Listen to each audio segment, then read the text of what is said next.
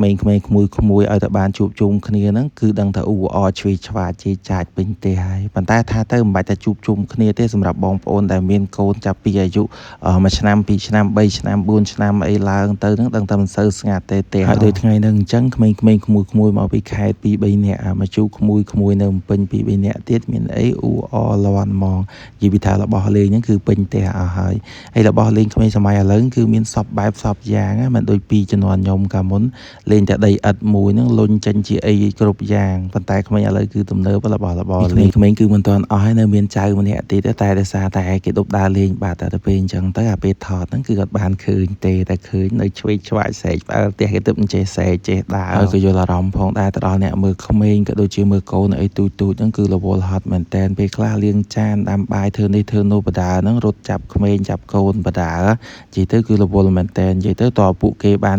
ដេកចឹងទៅបាន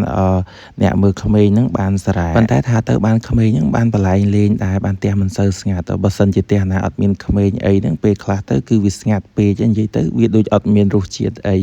អញ្ចឹងពេលខ្លះមានក៏សុបាយមានក៏រវល់ដែរ